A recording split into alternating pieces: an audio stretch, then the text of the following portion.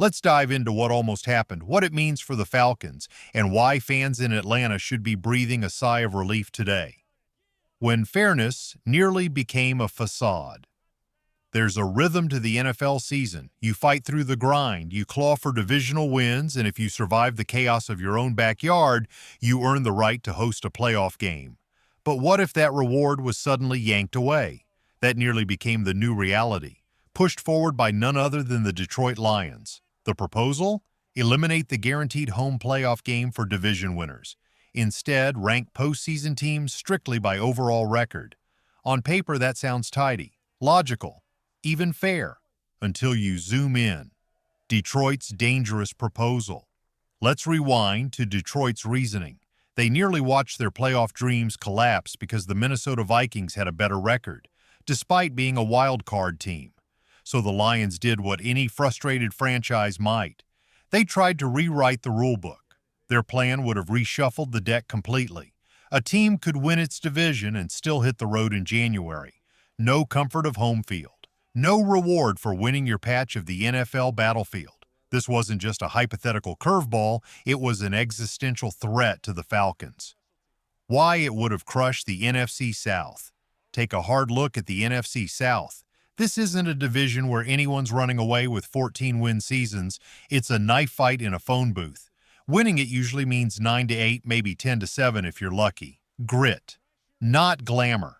If Detroit's rule had passed, history tells us the outcome for this division would have been brutal. The Buccaneers, like them or not, would have dropped multiple seeds in playoff position. One year, they would have missed the postseason entirely. This rule wasn't about Tampa. It was about setting a precedent that punishes teams in divisions fighting for relevance and resurgence. Teams like Atlanta. A silent victory for the Falcons. Here's the good news. This proposal never saw daylight. It was shot down before it even made it to the floor at the NFL owners' meeting. And that, Falcons fans, is a massive win. Because whether you call it smart business or simply survival, Atlanta isn't a juggernaut yet. They're building. They're growing. This is a team trying to rise from the middle of the pack, carving out an identity under new leadership and with fresh talent. When you're climbing a mountain, every inch of rope matters. Every advantage is earned, and when one is baked into the system, like a home playoff game for winning your division, you fight to protect it. The climb continues. Let's not pretend Atlanta's where it wants to be, but let's also not forget where it's going. This team is built for the long haul, and part of that journey is making sure the rules of the game don't suddenly change in the middle of the season. This story is more than a rejected rule. It's a reminder. The NFL isn't just played on Sundays. It's fought for in meetings, in proposals, in every inch of policy and power. And this time, Atlanta won one off the field. Let's be honest. Week 18 should mean everything, not just for playoff implications or seeding, but for history. For legacy, for everything that makes football in the NFC South feel like more than just a game. So when the Falcons take on the Saints to close the regular season, it shouldn't be some meaningless exhibition. It should be a clash with postseason stakes, a shot at hosting in January, a chance to make Mercedes-Benz Stadium shake with energy that only playoff football can generate. And if you take that away, strip the division winner of the right to play at home, you don't just weaken a system. You rip out the soul of a rivalry. Falcons versus Saints isn't just about standings. It's about emotion. It's about bruises that don't fade and memories passed down like folklore.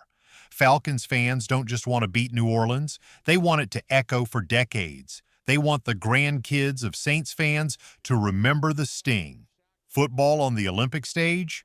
Now let's pivot, because the next headline feels like something from a dream. Flag football is coming to the Olympics, and the NFL is all in. The 2028 Summer Games in Los Angeles will mark the first time NFL players will be allowed to suit up for flag football on the world stage. Yes, you read that right. Falcons players, running routes and tossing spirals under the Olympic flame. No helmets, no pads, just speed, precision, and the purest form of football we've seen in a long time. The game. Built for speed and swagger. Here's the breakdown. 5-on-5, 70 by 25-yard field, 10-player rosters, two 20-minute halves, 4 downs to midfield, then 4 more to score no running plays within 5 yards of the end zone. Every team gets a possession in overtime. It's chess at full speed. No tackling, no blocking, just finesse, instincts, and execution. Falcons on the world stage. So how does Atlanta fit into this Olympic vision? Start with Bijan Robinson. If you're building a flag football dream team, he's one of the first names on the whiteboard. His ability to glide through defenders, make people miss in space, and double as a receiver? Tailor-made for the format.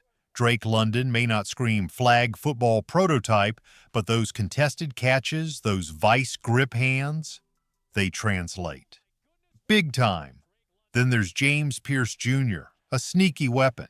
His burst, his closing speed, imagine him tracking down quarterbacks from Italy or Japan with the same relentlessness he brings every Sunday. And Jesse Bates? He's a menace. A defensive back with elite ball skills and anticipation. In a format where every inch matters and one misstep is 6 points the other way, Bates could thrive. Team USA. A glimpse into the future. Now picture the full Team USA roster. Maybe it's Lamar Jackson at QB, unless Jaden Daniels catches fire over the next few seasons. Jahmyr Gibbs in the backfield. Justin Jefferson, Jamar Chase, Malik Neighbors stretching the field with Olympic gold in their eyes. Micah Parsons, Nolan Smith, Travis Hunter, Patrick Surtain. It's a fantasy roster built for fireworks. But for Falcons fans, the question is simple. Who's representing Atlanta on that global stage? Bijan's the obvious choice, but don't overlook Pierce. His burst, his bend, his ability to erase space, perfect for a game where milliseconds and micro adjustments decide gold medals. The Tush Push stays, and just when you thought the NFL news cycle couldn't spin faster, another bombshell dropped. You know the play. We've all seen it. The Tush Push, the Eagles' not-so-secret weapon. Quarterback sneak on steroids, a rugby scrum fueled by precision, brute strength, and rhythm. There was legitimate movement this offseason to ban it. 22 teams voted in favor of killing it off, but it failed. The Tush Push lives. The league decided to let it ride, and that tells you everything about how the NFL views evolution. Sometimes the most controversial plays survive because they simply work, and no one runs it better than Philadelphia. The game evolves, so must the Falcons. In just one offseason storyline, we've gone from potential playoff chaos to Olympic flag football dreams to the preservation of one of the game's most divisive plays. That's the NFL. It's never still. And for Atlanta, this isn't just noise. It's the backdrop to a critical turning point. The Falcons are no longer bystanders in these conversations. They're players in them. This is a new chapter. And this story? You're hearing it here first. The votes were tallied, the noise was loud, the controversy swirled. But in the end, the Tush Push survives. It needed 24 votes to be banned. It got 22. Just too shy. And let's be clear, wanting this play outlawed? That's soft. The Eagles ran it better than anyone. That's not some glitch in the matrix. That's not bending the rules. That's football. That's execution, timing, chemistry, a play that became as much a part of their identity as green jerseys and Fly Eagles Fly. And if this crusade to kill it was really about player safety, then why did the league add a 17th game? Why does it schedule Thursday night matchups after punishing Sunday showdowns? Why are players on the field on Christmas? It wasn't about safety, it was about envy. The play was too effective, too repeatable, too dominant, and some teams just couldn't crack the code. But here's a little nugget you might have missed. The only team to beat the Eagles at full strength in 2024? The Atlanta Falcons. Let that simmer for a second. No, it didn't come with confetti or a trophy, but it deserves a moment. Maybe a framed jersey, a stitched towel, or a quiet nod in a corner of Mercedes-Benz Stadium. Because in a year when Philly rolled over most of the league, Atlanta stood tall. Olympics, rulebooks, and the future of chaos now. Just when fans were catching their breath from playoff reshuffling and Olympic flag football dreams, the league slipped in one more twist, and it could redefine how coaches gamble with momentum. The onside kick just got a makeover. No longer confined to the desperate throws of the fourth quarter, teams can now attempt one anytime. First, second, third, or fourth. Think about what that means. Think about the chessboard. Coaches now have the power to shift the tempo early, to steal possessions mid-drive, to throw off the rhythm of the game when no one sees it coming. And the devil's in the detail. The kickoff line slides from the 35 to the 34-yard line. Doesn't sound like much, right? But it is, because now, instead of lining up a yard behind the ball, kickers are lining up a yard in front of it. That's one less yard for coverage teams to react. It shrinks the reaction window. It tightens the margins. Translation: chaos just became viable again. Raheem and the mad scientists of special teams. For years, onside kicks were borderline ceremonial. Everyone in the stadium knew the odds. Grim, dismal, almost laughable. But now, it's a weapon. You think Raheem Morris isn't sketching out possibilities? You think Marcus Williams isn't watching film, designing personnel groupings, and figuring out which Falcon has the best hands on the third bounce? Don't be naive. The lab is open. The strategy is evolving. And here's the best part. The league flirted with a gimmick. A proposal to replace onside kicks with a 4th and 20th offensive play, essentially turning a desperation heave into a one-play redo. Thankfully, the NFL said no.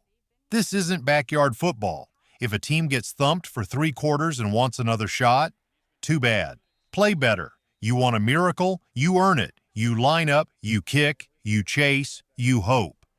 Who's your hero? So let's bring it back home. Picture it. Atlanta down 4, 2 minutes left. A surprise onside kick attempt. Who's the Falcon crashing in for the recovery? Bijan? London? Maybe a dark horse, someone with the instincts, the courage, and the hands to turn chaos into legend? This is more than a rule tweak. It's a strategic shift that could swing seasons. It's another edge in a league where edges mean everything. And now, the question's yours to answer. Who's your Falcons hero in that moment? Who do you trust when the ball takes a weird bounce and the game hangs in the balance?